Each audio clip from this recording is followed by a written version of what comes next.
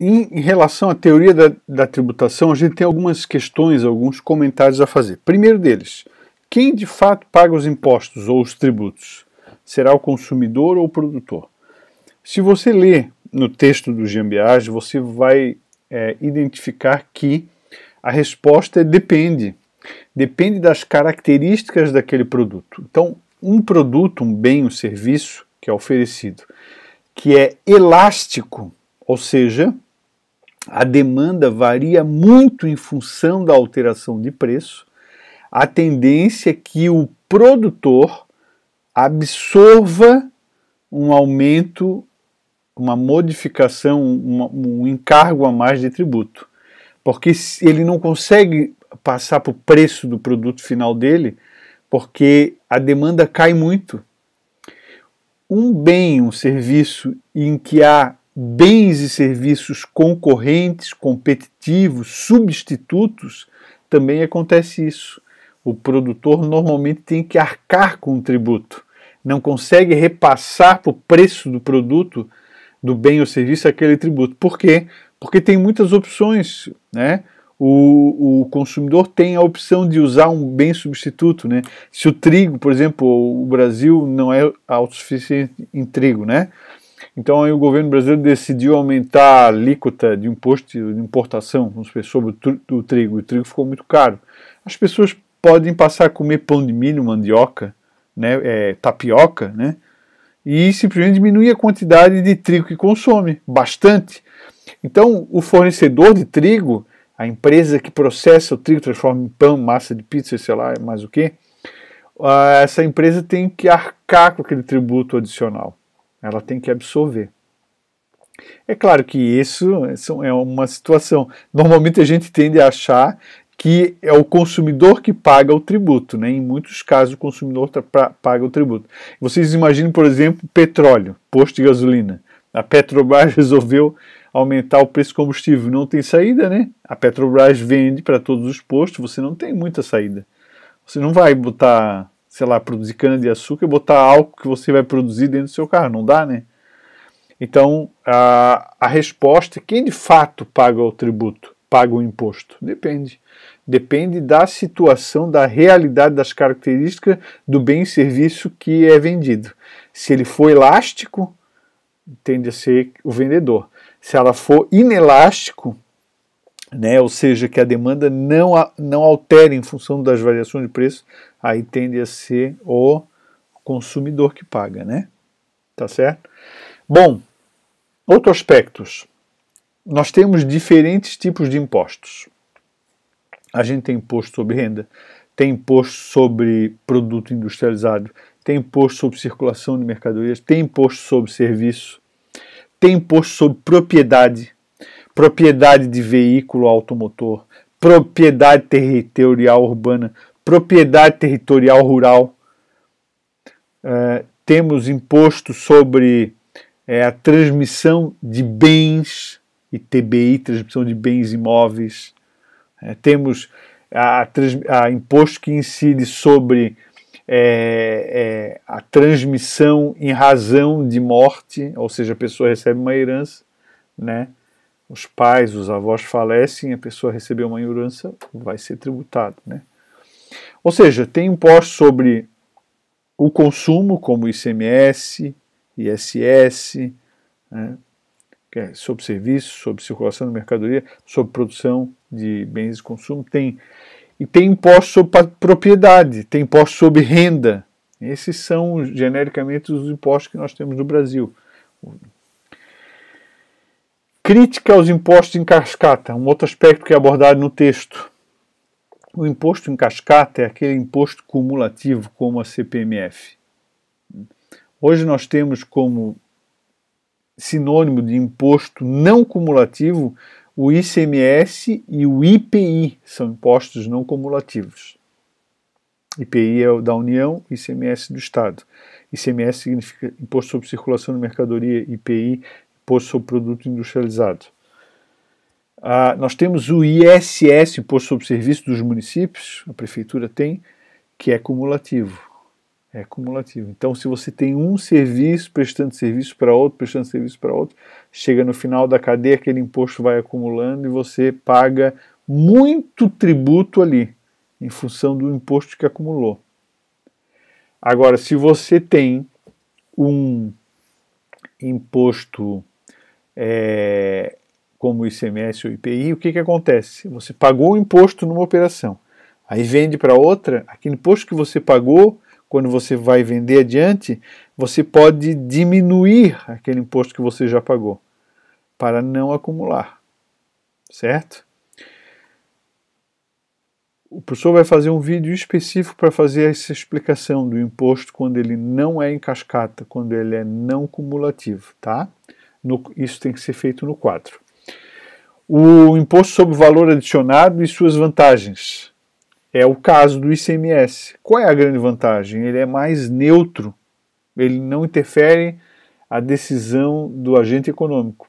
Um imposto cumulativo tende a ser não neutro. Por quê? Porque cadeias produtivas longas em que uma empresa presta serviço para outra, que presta serviço para outra, que presta serviço para outra, que presta serviço para outra, para formar um serviço super elaborado lá no final, essa cadeia fica inviável, porque o imposto vai em um acumulando em cima do outro. O ISS é um imposto que gira na casa dos 2% a 5%. É baixo, só que ele acumulando em várias etapas ele vai ficar grande. O ICMS, por exemplo, é 17%. A alíquota geral 12%, 17%, Santa Catarina. Acontece que é 12%, só que o que você pagou quando comprou a mercadoria, eu vou vender um sapato por 100%. Mas eu comprei por 50. Os 12% que eu paguei quando eu comprei o 50, eu diminuo na hora que eu for vender para o consumidor final, do que eu vou ter que recolher, né? Isso também vai ficar claro no caso, nessa aula que eu vou explicar a não cumulatividade, ok? Então, o imposto sobre valor adicionado é um imposto que incide só sobre o que é adicionado ao preço. Então, se eu comprei o sapato por 50 e vou vender por 100, eu pago tributo só sobre os 50 que foram adicionados na empresa que comprou por 50 e está vendendo por 100. Né? E uma outra questão que o professor já comentou é a existência de dilemas, de trade-offs. Né? Você não consegue ter um sistema tributário simples e, ao mesmo tempo, oferecer equidade, ser progressivo, ser não cumulativo. Quando você opta por ser não cumulativo, ou seja, um imposto, um tributo sobre valor adicionado, quando você decide em dar equidade para o sistema, provocando, sobretudo, a questão da progressividade do tributo, você não consegue fazer ele simples. Ele se torna um pouco mais complicado. Quando você adota um critério tipo seletividade em função da essencialidade do produto, você tributa mais alguns do que outros. Então, hoje ainda no Brasil, você tem uma tributação, um ICMS, uma alíquota de ICMS menor para produtos da cesta básica, arroz, feijão, ovo, leite, eles têm uma alíquota de 5%, 7% menor. Né? E daí, por que isso? Porque é um consumo de uso popular e não onera tanto as camadas mais baixas. Né? Embora os ricos também consumam arroz, ovo, pão, feijão, né? Tá? Mas o fato é que, voltando aqui ao slide, existem dilemas ou trade-offs, você não consegue ter um sistema completamente ideal como eu falei no iniciozinho, né? Ok. Nós temos então os tipos de impostos, que são os impostos, o professor já fez um comentário ali e agora vai ser mais específico com base no texto. Nós temos impostos diretos e impostos indiretos. Os diretos, eles incidem sobre o indivíduo, e alguns autores dizem que os diretos incidem sobre propriedade, porque a propriedade está vinculada ao indivíduo. Então o cara tem um carro bom, então paga um IPVA alto. Um carro caro, um IPVA alto. Tem uma casa boa, cara, num lugar caro, paga um IPTU caro. Então o imposto sobre patrimônio também é considerado um imposto direto por muitos autores. E o mais clássico é o imposto de renda, tá aqui, ó, que é considerado um imposto direto. Por quê? Porque a pessoa paga a pessoa que tem renda. A pessoa física paga, né? Ou a pessoa jurídica também, mas é diretamente associado ao contribuinte. O imposto indireto não é diretamente associado. Eu vou comprar lá um pão, tem um imposto ali embutido. Olha, se compra fulano, ciclano, beltrano, rico, pobre. Não dá para identificar, o tributo que está dentro do pão é o mesmo. Do arroz, do feijão, da bicicleta, do avião, tem um tributo ali indireto. O ICMS, tem o IPI, está ali dentro, né? E incide sobre, então, atividades ou objetos, sobre a venda, sobre o consumo. E aqui a gente tem o imposto de renda, né, nos tributos diretos, o imposto de renda e o imposto sobre operações financeiras, que é o IOF, e aí você tem uma conta corrente, faz uma operação de crédito, já vai direto a você, direto, né? Mas os impostos indiretos, você tem os exemplos aqui, o ICMS, Imposto sobre Circulação de Mercadoria, então é isso que você paga na mercadoria, o Imposto sobre Produto Industrializado, uma mercadoria normalmente foi industrializada antes, e, portanto, além do ICMS, tem o IPI ali dentro também. Se você contrata um serviço, você vai pagar o imposto sobre serviço, que é o imposto municipal, também é um imposto indireto. E normalmente esses impostos indiretos, é mais difícil da justiça e cuidar deles. Esses daqui, os diretos, é mais fácil, porque você identifica mais facilmente o contribuinte, né? Como a carga tributária do Brasil está muito embasada nos impostos indiretos, você tem problema de o sistema não ser muito progressivo, ser um pouco regressivo, né? Depois a gente vai explicar um pouco isso, né? Olha só, talvez até seja interessante comentar isso agora. O imposto sobre serviço. Todo mundo corta cabelo? Todo mundo corta cabelo. Qual é o imposto sobre o corte de cabelo? É 5%. Então todo mundo paga 5%.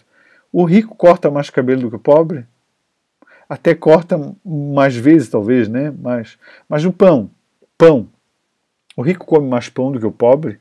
Assim, guardadas as proporções. É claro que eu não estou falando de um pobre que não consegue comer, né? Mas o pão, os dois comem a mesma coisa, os dois pagam o mesmo tributo. Então, o imposto indireto, se você olhar ele no macroambiente, no macroeconomia, ele tende a ser regressivo quando a gente está falando de produtos, de bens e serviços de consumo massivo.